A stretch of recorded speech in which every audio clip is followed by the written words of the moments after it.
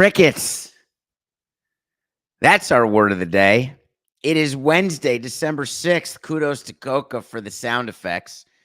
Those were crickets for those of you not able to discern that sound. It's the sound of silence. The winter meetings in Nashville are going to end today. And are they going to end with a thud, with nothing happening? Total despondency by the commissioner's office, by league partners with 28 hours of coverage and live from the winter meetings, companies spending money to send their people there, teams spending money to send their people there, all looking around and saying, Verdugo? That's what we got? Huge trade live from the winter meetings. Alex Verdugo got traded from the Red Sox to the Yankees. Who cares? Oh, but it could be the beginning of a trade. They're going to spin him and get Soto. No, they're going to keep him and put him and Soto in the outfield with Judge and then Stanton as DH. This is amazing. What about the pitchers they got? None of it is enough to get my attention or your attention. But something did happen yesterday that was fantastic in its idiocy, which is our specialty on Nothing Personal. You know who the president of baseball operations is for the Los Angeles Dodgers. Andrew Friedman came from Tampa. He has a GM named Brandon Gomes. You may remember that name. But the real story is Shohei Ohtani.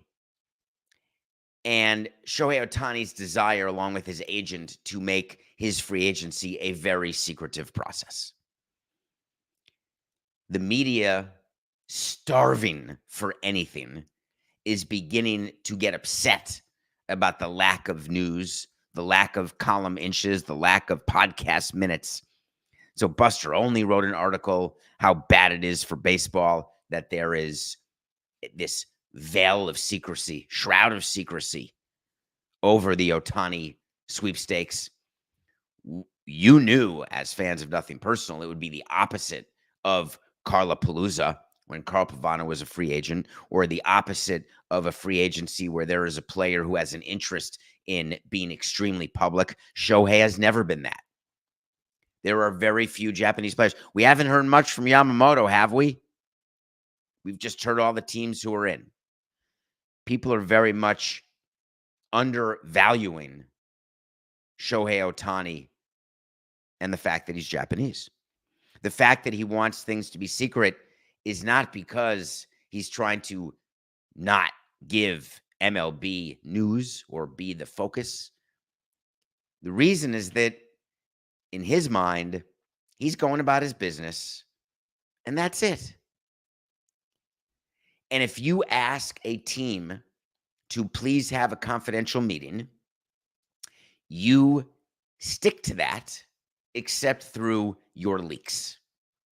Yesterday, we saw the Cubs start leaking out that they're no longer going to get Ohtani, so that all of the fans understood that Ohtani would not be a Cub. So therefore, lower your expectations and move on.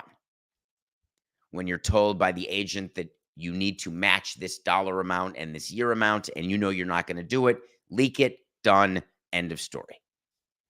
On the other hand, if you feel as though you have a competitive offer and you believe that you are going to get the player or should get the player, you have every right, and normal teams will leak it because you want to build up to the crescendo that ends with the announcement. But what you don't do is address any negotiations that you're doing while you're doing them. That's not just Ohtani. It's not wise to acknowledge negotiations during a negotiation. The reason it's not wise is not because the player says don't do it or the owner says don't do it.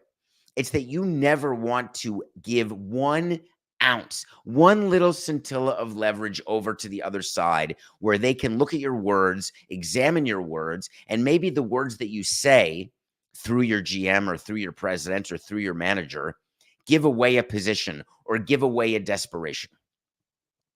If you're the San Francisco Giants, you're telling Ohtani's agent, I don't have money for Yamamoto and Bellinger and Ohtani. I want one. I'm not going to wait much longer for you.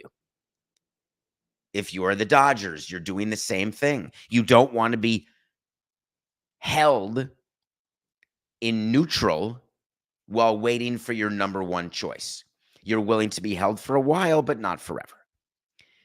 Part of the winter meetings is this media availability for managers, GMs, sometimes presidents. Dave Roberts is the manager of the Los Angeles Dodgers, the World Series winning during the COVID short season, but no other season. But they win the division every year, but one when they lost to the San Francisco Giants, but still won over 100 games. Manager of the Dodgers was asked about Shohei Ohtani, and he actually commented. He acknowledged a meeting between the Dodgers and Ohtani. And the media, starved for any information, was super excited about that because they got to write not as a source, not we're hearing that the Dodgers are a finalist. You now have someone whose name is associated with the quote. He said, I would like to be honest, so we met with Shohei. I don't feel like lying is something that I do. Whatever. I was asked a question, and to be forthright in this situation, we kept it quiet, but I think it's going to come out at some point that we met. NSS, baby. Everything's going to come out once Ohtani signs, because once Ohtani chooses, the losers, A, are going after the other players, but B, they are going to explain why they didn't sign Ohtani. Not because Ohtani didn't like the minor league system, the school system, and the stuff I've told you that is all complete horse hockey. They're going to come out and say, the reason why we didn't get Ohtani, it was clear to us that Ohtani always preferred blank, and the blank gets filled in by the team he signs with. It was always clear that he wanted to be a blank. We wanted to be part of the process, and we were in it to the very end. That's what the teams will say. The problem is that the teams who are in on Ohtani are trying to respect the fact that Ohtani wants to keep it quiet, and Buster Olney notwithstanding, I have no problem with the player wanting to keep it quiet. It's bad for business. I agree. It's bad for media, columnists, podcasters, but he wants to keep it quiet. No problem. But then the GM of the Dodgers was interviewed and was not happy, visibly not happy, that Dave Roberts had said something. To the point that Dave Roberts, after he said something, was basically disciplined and then had to come back and say more stuff about, hey, I didn't want to lie, and hey, what's the big deal? Everyone knows we met.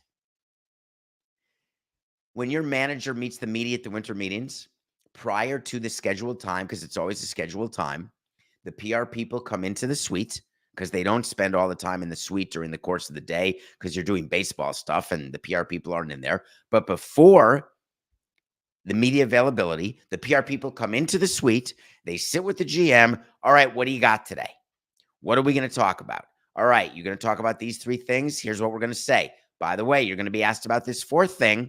Make sure you have an answer. And if you don't want to answer it, just say, I'm not going to comment on that right now. How many times do we see that? I have no comment. Did you meet Shohei Ohtani? I really don't want to talk about that. Are you sure you didn't meet Shohei Ohtani? I really don't want to talk about that. No problem. So Dave Roberts and the Dodgers are in this crazy situation where they violated the trust of Shohei Ohtani. So now what the writers are saying, bless their souls, and what the fans are saying is, if Ohtani doesn't go to the Dodgers, damn that Dave Roberts, it's because of him. Well, Dodgers fans, awake at 5 a.m. for a live broadcast of Nothing Personal. If Shohei Ohtani does not sign with the Dodgers, it will have, say it with me, zero to do with Dave Roberts acknowledging that he met Shohei Ohtani. Zero. So get it out of your mind. Ignore what you're reading, thinking, or feeling. That is not in his calculation. So, what is his calculation? Quality of the team, quality of the location, quality of the money. We've got people, Jeff Passan going on ESPN. It looks like it's going to be 10 years, $600 million. If there's a team that gives Shohei Ohtani 10 years and $600 million, tip your cap, say congratulations, have fun, good luck, see you later. The only team that should be giving him 10 years, $600 million is the team that he promised he'd stay with and that promised that he would get a contract, and that's the Los Angeles Angels of Anaheim. But we're going to find out. There's a lot of other announcements that are being made at the winter meetings, like the Rule 5 draft today, which is a draft where you can take a player who's not protected by an organization. You can bring him onto your major league team, and if he stays there the whole year, you get him. If not, you give him back, and you only pay $50,000. That's brilliant, except the players available at the Rule 5 are really not going to be major league ready.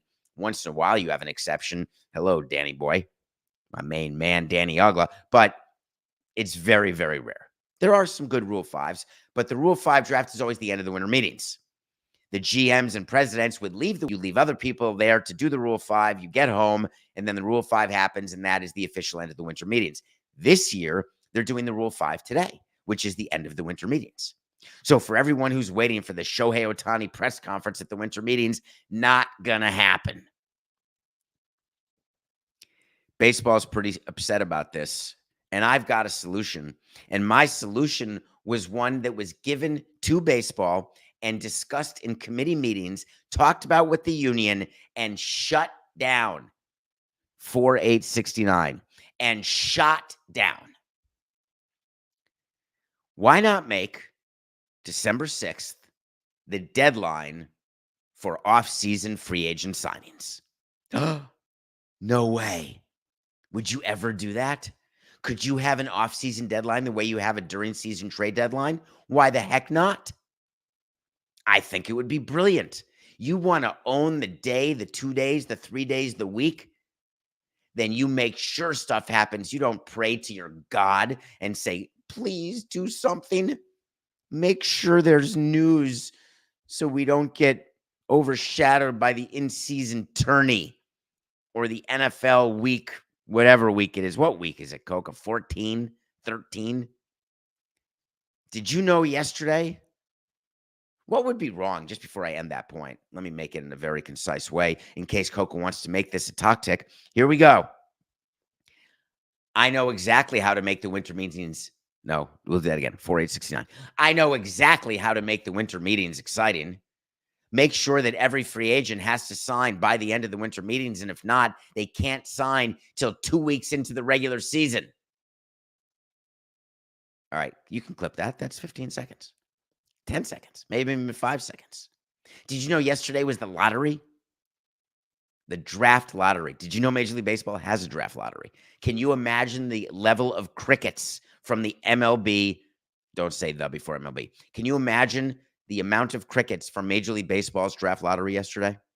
Did you know the Cleveland Guardians won and they've got the first pick? Did you know that they had a very small % chance of winning? And did you know that they pull ping pong balls and they have numbers of combinations, and you've got to get the right 4 numbers that are assigned to the right team, and certain teams have more 4-number combinations than other teams, except the Washington Nationals, who won the lottery, can't win the lottery because they pay into revenue sharing.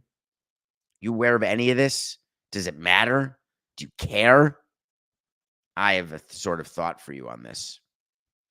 Did you know that San Diego and the Mets and the Yankees are losing 10 slots in the draft because of how irresponsibly they're run and how far they go over the luxury tax? Because that's a huge penalty. No. Major League Baseball's draft can never be a thing. We're not bringing it to Vegas. We can't make it a 2-day event. The lottery can't be this thing that interrupts the playoff game like in the NBA, where they do the NBA draft lottery during the conference finals on TNT or ESPN, and everyone is locked in because you want to know who gets the number 1 pick, and you've got the sticky envelope and all those things that bring Wemby to San Antonio, and it becomes Ewing to New York, and it becomes a segment on Nothing Personal. You're ready for it. You know about it. MLB's draft lottery. I don't care. It's not that I don't care. I love the draft. It's the best way to get talent. Don't get me wrong. From a media standpoint, doesn't matter. I can give you the top 20 expected picks in Major League Baseball's draft. Get back to me in 3 years. All right, one of you asked a really good question because the other big news out of the winter meetings, which was full of coca. Can you play that again? I love that. Crickets. But there was very big news out of Anaheim. And for all the people who are following baseball and following Shohei Ohtani, one of you asked the question, Coca. You know what I want? I want to talk to Samson. So you want to talk to Samson? Get into my Twitter at David P. Samson or get on davidsamsonpodcast.com. All the merchandise for holidays, buy now so you have it ready. Put it under the tree. Put it over the menorah.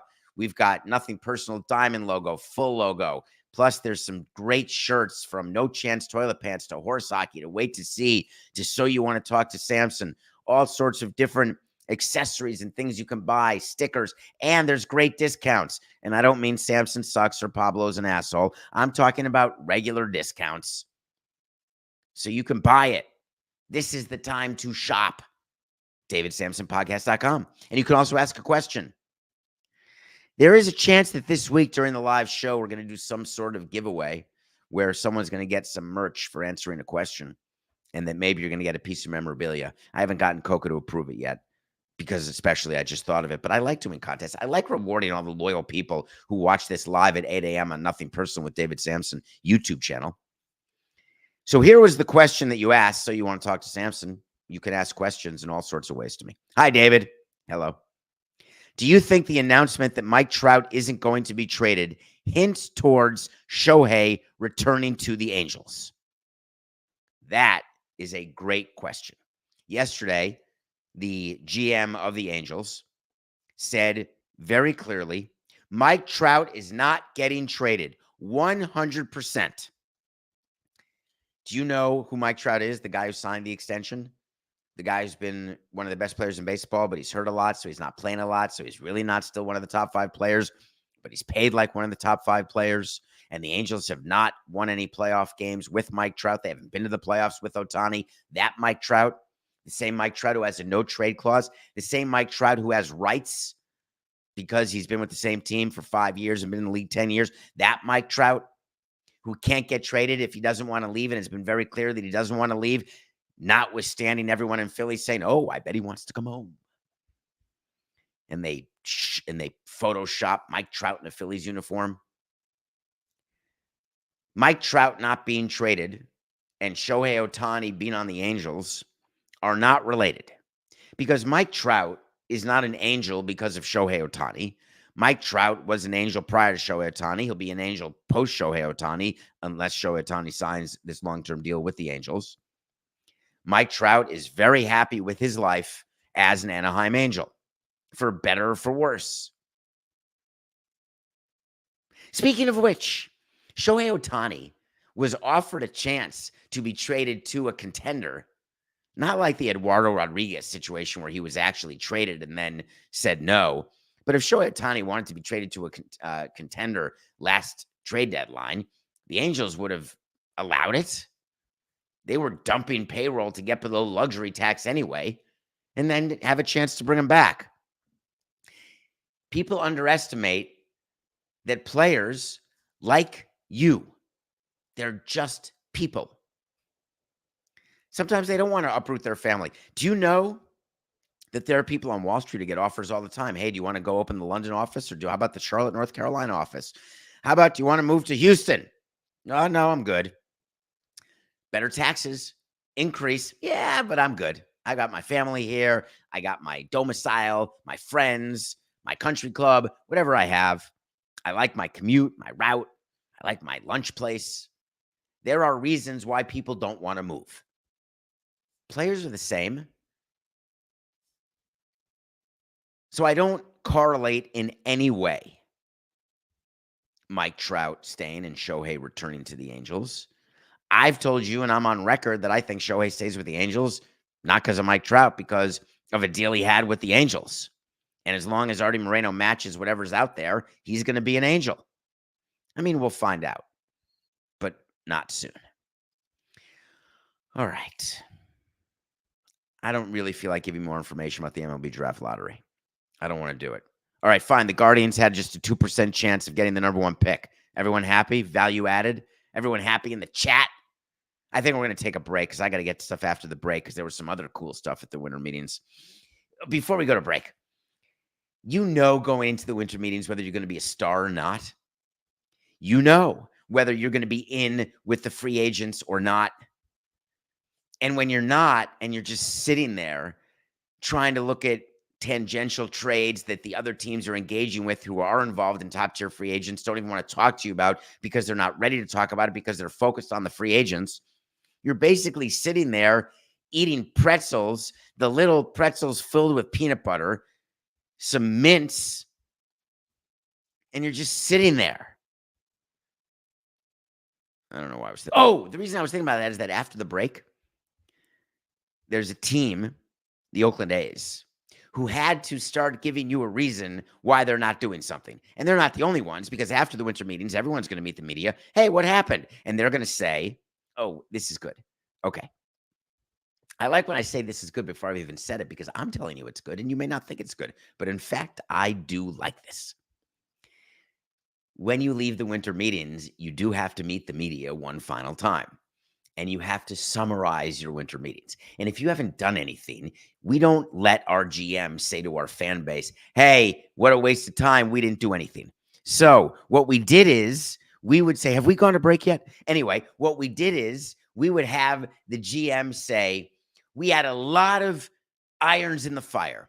We came very close, but at the end of the day, nothing was perfect the way we wanted it. And we know we've got time until spring training because what you do is you start teasing the fact that we're going to do stuff, but we don't need to do it until spring training starts. And the team that starts spring training will not be the team that is on the roster today. So what you say at the end of the winter meetings when you did zero is, don't worry, it was all part of the plan. That's what you're supposed to do. After the break, you're going to hear about a team that had a slightly different approach. All right, Coca, we'll be right back.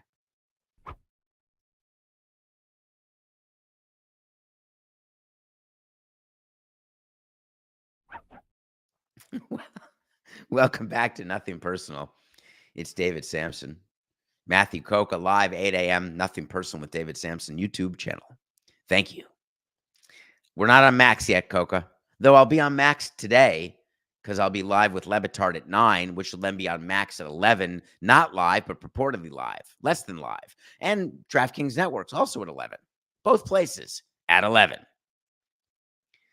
I watched a documentary very recently in the last day or two. It wasn't my movie of the day yesterday. I still watch a movie every day, which is staggering. I was up this morning.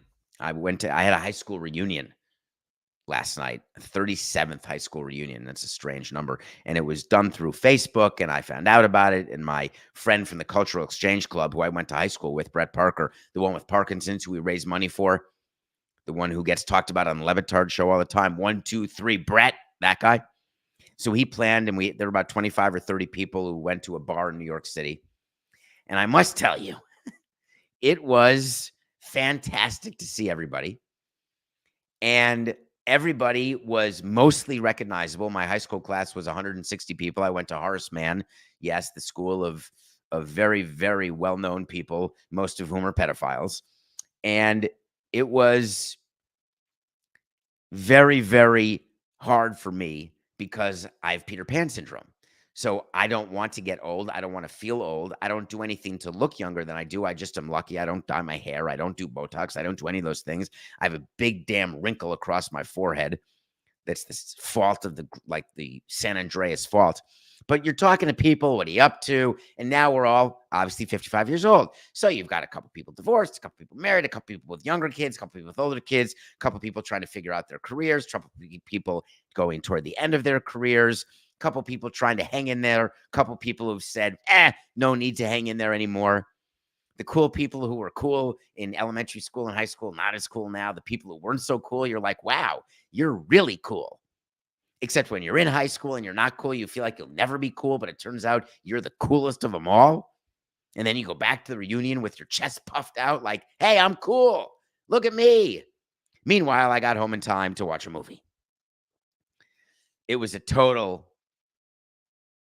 crickets in terms of post-reunion activities. So this documentary is called Love Has Won, and we're going to spend a minute on it. It's called The Cult of Mother God. There's a girl named Amy Carlson who had 2 kids, living her life, and then disappeared, abandoned her kids because she found out, strangely enough, God bless her, that she was God, which is cool. Like George Burns found out that he was God. John Denver found out that George Burns was God. Morgan Freeman's been God, and Bruce Almighty. A lot of people play God. A lot of people have a God complex. Who is it that you pray to when your wife is under the knife? You pray to me. I mean, that's not really how Alec Baldwin did it in Malice, but it's sort of like that. But this woman, Amy Carlson's a real woman, not a character in a movie. And she actually said, I'm God, Mother God, not the Father God. The Father God was the person she was having sex with. He was Father God. She had a lot of boyfriends, and each one was Father God. Pretty cool, right? The first one was Father God, but then when she got sick of having sex with him, she said, let's go to the next guy who I like. I was wrong. He's Father God. And the best part about Mother God and Father God is that you get people's money. So all of these people go on YouTube, go on social media, and they see a commune where there's love, bare feet, hugging, and products to buy. They buy the products, and then some of them go live with Mother God because they believe that everything on earth is bad. All the material. It's like the beach with Leonardo DiCaprio, except they're not trying to go to an island and create a community. They're doing it right in the United States, except they're driving back and forth because God says, I think I want to live in California. How about Oregon? Hey, crikeys, how about Hawaii? What I feel for are the kids and young adults who are so lost that they say, this seems plausible. Let's go help her be Mother God.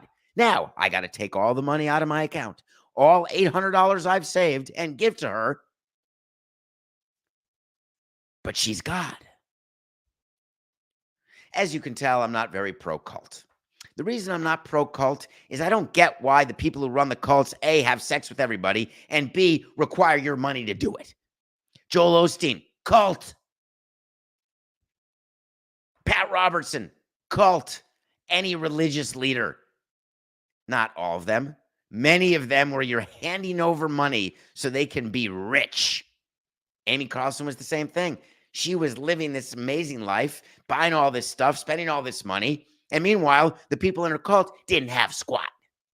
Oh, wrong. They had love. They had purpose. They had spiritual awakenings. Guess what's happening now? Amy Carlson, not alive. Not because she committed any crimes, might I tell you, because sadly she got sick. But the good news is when you're Mother God, you don't need doctors or medicine or science. You can go full ayahuasca Aaron Rodgers, drink a bunch of silver, and say, look, I'm better. Wait a minute, I'm dead. It's called Love Is One, Cult of Mother God. I just gave you the entire 3-hour miniseries documentary.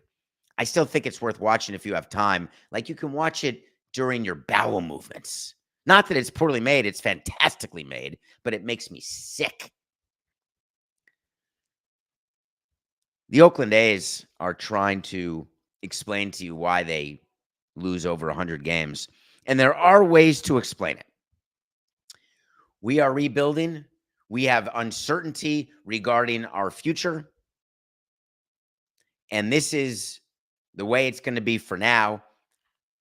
But it was only a few years ago that we had a great streak of winning and making the playoffs. We're now hurting, but we'll be back. The A's have a GM named David Force. Don't forget, they do not have Billy Beane. Billy Beane is not really involved. He used to be involved and say he wasn't involved. Now he's really not involved and says he's not involved. There's no way Billy Beane needs to be involved because basically you can go to med school and be the GM of the Oakland A's. Because here's what the Oakland A's are currently. Coca.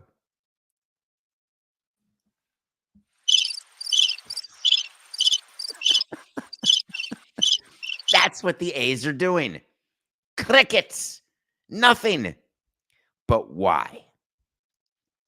So what David Forst, who's the GM, had to do is he had to actually say, according to John Shea of the San Francisco Chronicle, he actually had to say that we realized the limited resources provided by frugal owner John Fisher.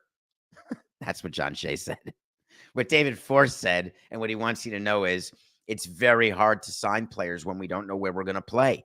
Remember, the A's don't know where they're playing in 2025, 26, or 27. They have no lease at the Oakland Coliseum. They only have a lease for 2024. They may play in Frisco. They may play in Oakland. They may play in Vegas. They may play in San Juan, Puerto Rico.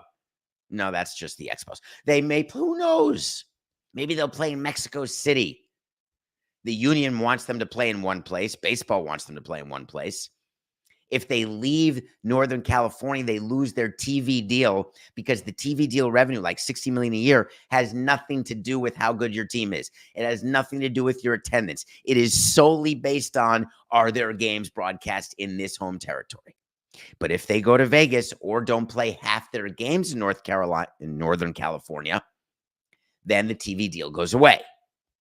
But Major League Baseball and the Oakland A's have not committed where they're going to play because they don't have a deal with the Oakland Coliseum because they have so badly mistreated their relationship with Oakland. So badly, so short-sighted. Am I being critical of Dave Kaval, the president, and John Fisher, the owner, in this regard? You bet your bippy I am. I'm not critical that they leveraged Oakland to go to Vegas or leveraged Oakland to stay in Oakland. That's page 2 of the playbook. But if you're going to go scorched earth, you better have the plan, and the plan can't be, hey, we're going to talk to baseball. Hey, we don't know. The GM, Dave Forst, is now saying we can't sign players to long-term deals because they don't know where they're going to play.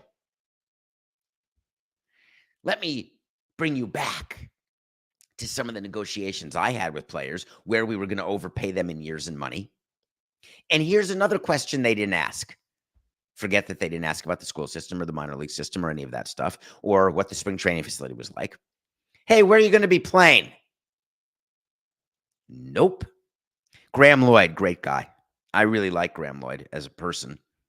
We signed him to a 3-year, $9 million deal as an 8th inning guy back in 2000.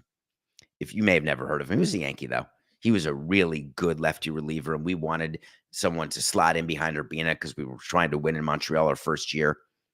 And we overpaid for him and got yelled at by the commissioner for signing that deal. Not that it was collusion, not that he's trying to hold down salaries. He was saying you're new to the game and you're already the biggest idiot in the game until we drafted and overpaid Grady Sizemore, which it turns out we didn't overpay, might I add. But if you're listening and somebody near you is, we had to take Grady Sizemore and pay him. Look how good he was. How else could your guy, Omar Minai, have traded him to Cleveland once they were a ward of the state? Coke, I'm not going to find my way home here. I am not going to find my way home, but I was really somewhere. What the hell were we talking about? Oh, Oakland. Wow. So players are not signing long-term deals with Oakland. David Forst is telling you because we don't know where we're going to be, so we can't tell the player where they're going to be. And that puts the horse in horse hockey. The reason why the A's are not signing long-term deals with players is they're not offering long-term deals to players because they don't want to waste money. They've got to have a payroll. The payroll, even if it's 60 or 70 million, you've got to have players. But why would you ever commit yourself to any player for a period of time when you really don't know what your revenue is going to be?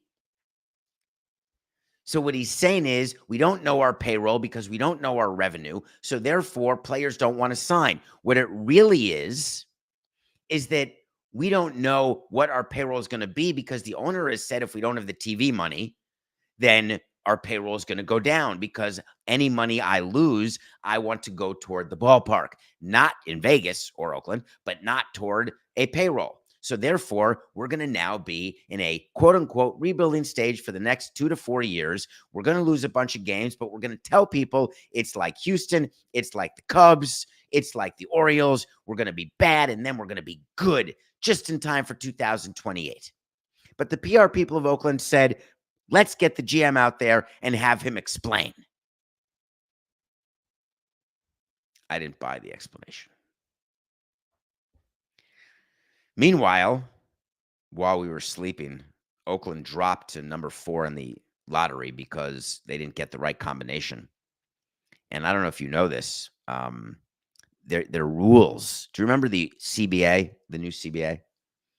And the agents, Scott Boras particular, through his mouthpiece, Max Scherzer, what they were arguing is that we don't want to promote tanking.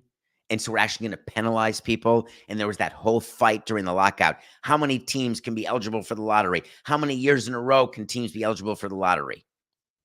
Well, some of those rules got codified, and the A's get revenue sharing. They've had a lottery pick 2 years in a row, which means they can't be in next year's lottery, which means no matter how bad they are, they will not get a pick higher than 10. Just a little nugget for you, in case you were wondering. I'll tell you what I'm wondering is how to win a parlay. We had the Bucks Suns in a money line parlay. The Bucks crushed the Knicks, which means we won that bet. Bucks giving 4.5. How exactly, Coca? Who makes the lines? How do the lines get made? How are the Bucks favored by 4.5 points over the Knicks at home? Anyone? Bueller? Well, the Bucks crushed. I had the Suns as a dog beating the Lakers, and I lost that. So we're 183 and 175, and I made a mistake. And the mistake I made is I completely underestimated. I actually can't believe I didn't think of this. And it's so obvious. Of course, LeBron wanted to go to Vegas. The semifinals and the finals are in Vegas. They got to fly to Vegas after the game. They play the semifinal game against the Pelicans tomorrow night, Thursday, December 7th. And I thought the Suns would win. Durant, LeBron, Vegas. The Lakers won the game. All right, tonight I'm giving you a pick. Why are the Heat getting 3.5 from the Raptors? Is someone not playing? It doesn't matter to me who's not playing and who is playing. We're taking the Heat plus 3.5 versus the Raptors. Speaking of Florida, Florida has a few things going on right now. Florida is still reeling. Still articles coming out. You're all still talking about it. I don't know why. That FSU got robbed by the selection committee. Can't believe Nick Saban. Go listen to the show yesterday, and I'll explain exactly why. I did explain why Nick Saban is Alabama or in the Sugar Bowl or in the Rose Bowl, whichever one they're playing in, because I totally forgot which one. They're playing Michigan, probably in the Rose Bowl, if I had to guess, because Rose Bowl used to be a Big Ten team. Anyway, people in Florida are very upset about FSU, and I told you the Florida legislature was looking at something to do legally to see if they could stop this from happening, and I laughed. But then it got even more ridiculous yesterday.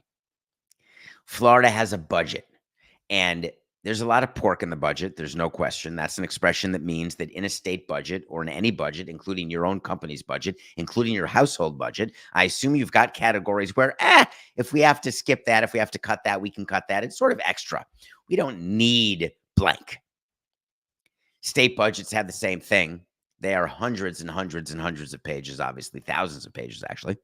And Florida released a draft of its state budget yesterday. And in the state budget is $1 million. I can't tell you how small an allocation that is. It sounds crazy because it's a lot of money, but it's oh, come on, Coca. I only have 5 minutes left or 6 minutes left, and my brain is done. What's it called when you do something for appearances only? And it's done, I call it eyewash, but there's another word for it. $1 million, budgeting $1 million is merely meant for the legislators to let the people of Florida State, the Seminoles, and everybody around Florida know we care about you. We don't like being slighted. We're Florida. So they put $1 million in case FSU, public school, decides to sue over the fact that it was left out of the CFP. And so the $1 million is for legal fees. Now you have 50 lawyers, starting with Sampson and Coca Law, because I've already submitted my bid. I want the case. because I want the $1 million. Just give me $1 million and I'm going to make up some BS motion. I'm going to file a lawsuit because anyone can file a lawsuit in this country. You can file a lawsuit about you don't like the way that someone else crossed the street in front of your car. I'm suing you. So lawyers are going to get $1 million to sue. What's the cause of action? Hurt feelings? The damages. That's the ticket. You need damages. You got to convince a court that there's something to litigate. The money lost by FSU for not being in the CFP, the money that the ACC lost for not having represented the CFP. This is a travesty. We expect all our money back as though we were in the CFP. And by the way, we want money, treble damages, punitive damages, compensatory damages, because everybody's so sad on campus. And we're taking up valuable oxygen by talking about it.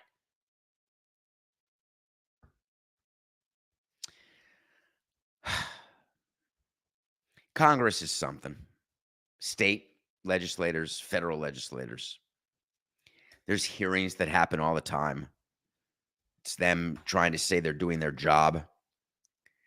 I view when I vote for people, I want them to run the government. I want them to do what they said they were going to do when they're running for Congress or running for Senate or running for president.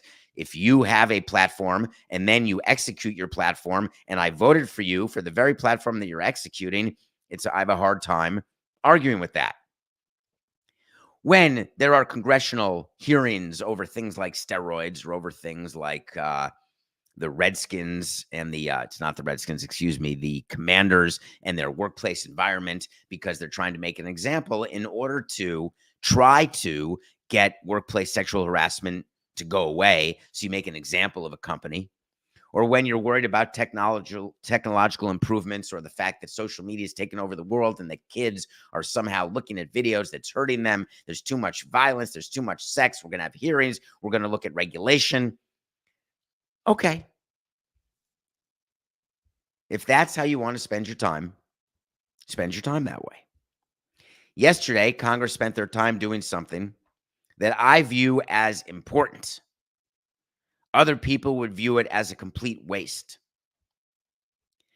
Congress had hearings where they brought the presidents of 3 universities to ask them about the rampant anti-Semitism on campus, the Islamophobia, all of the bad things that are going on college campuses that get hidden by college presidents, university presidents saying, hey, we're good here. It's free speech and we are a community of free speech.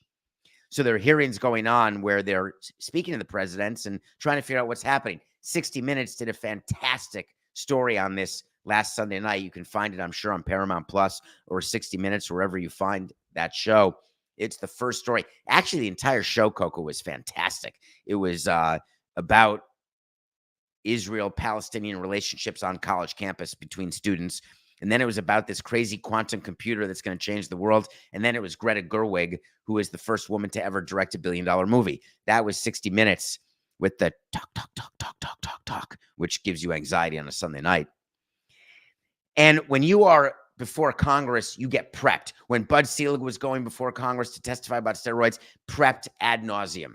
Here's the questions that are coming. Here's how we're going to answer. Here's what we're going to do. What do you think the questions would be to these university presidents? Pretty simple questions. There was one specific, very easy question. Does calling for the genocide of Jews violate your university's code of conduct or rules regarding bullying or harassment? Because on campus, there's a lot of that going on. There's a lot of bullying. There's a lot of harassment. There's a lot of discomfort.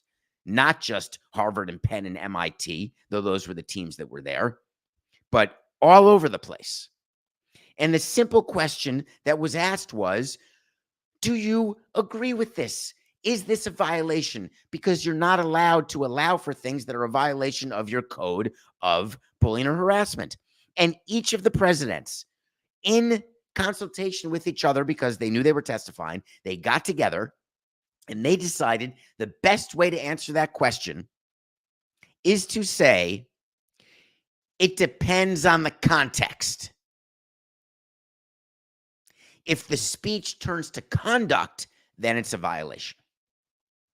So what they were saying is you can go around yelling that you hate Jews and that you're anti-Semitic, but don't touch anyone, because if you do, then that's bullying or harassment. I thought bullying could be done with words. It didn't have to be done with fisticuffs or with physical touching.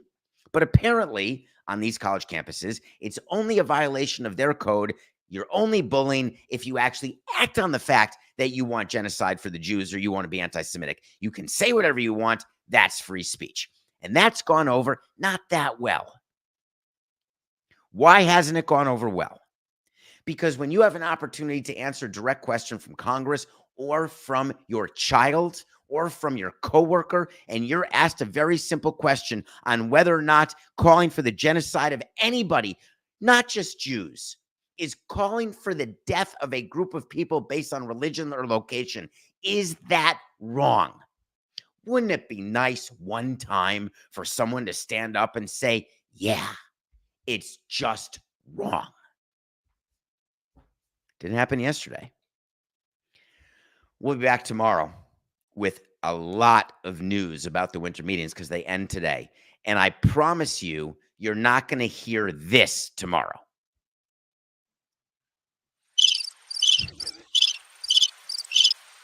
Because we bought the rights to use that sound for one day because it's just business.